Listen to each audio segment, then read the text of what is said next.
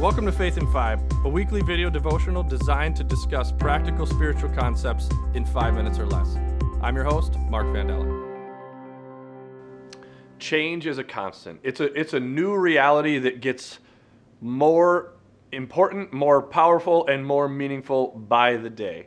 In fact, it's becoming such a hot topic that corporations are starting to train their employees at lower levels to be able to adjust and increase the speed of the things that they do and be able to really be agile, which is difficult for large corporations. And when I have the opportunity to lead different trainings along the lines of change and how do we manage change, how do we benefit from change, and how do we navigate change, one of my favorite things to do is talk about the businesses, the products that existed 2 years ago that no longer exist, and talk about the businesses and products that exist now that didn't exist 2 years ago.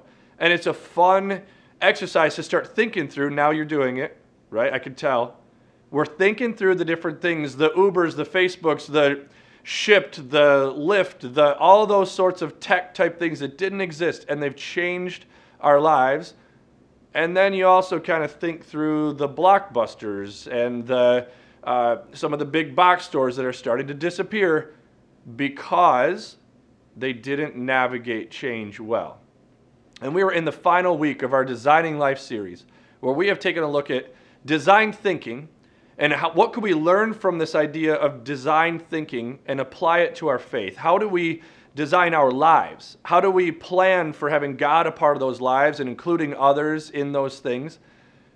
Really applying this idea of design thinking to our faith is a great way to have an awesome year for 2019. And this week's topic is change. Change is ongoing. Change is a constant. And so in our faith, how do we continue to navigate and grow and benefit from the change instead of getting to a spot where we settle and life gets kind of boring, or we hit a rut, or maybe because we settled, we stopped growing, we start making mistakes.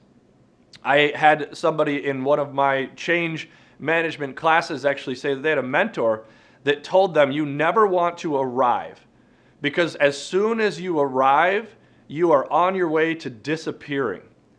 Because he says you go out of business,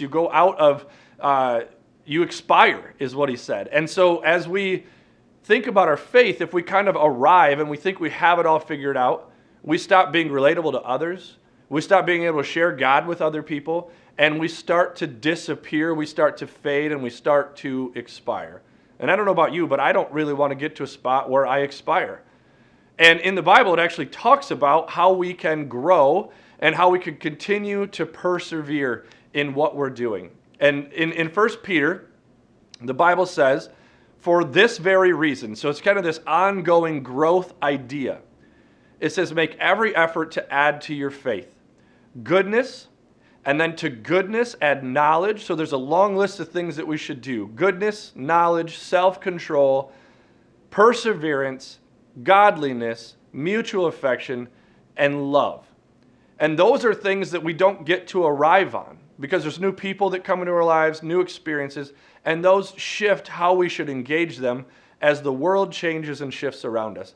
And as we add these things to our lives, we have to keep managing and measuring all of these things and including God in that.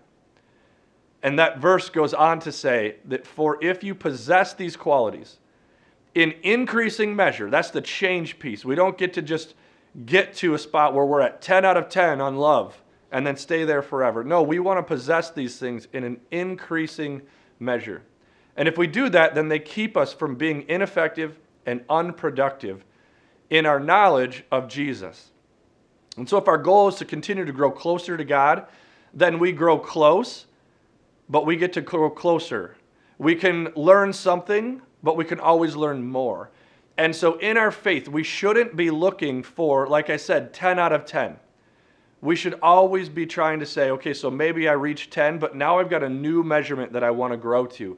And when we do that, that helps us continue to engage this world that's ever changing, continuing to invite new people in, expose more people to who God really is, and help their lives change as well.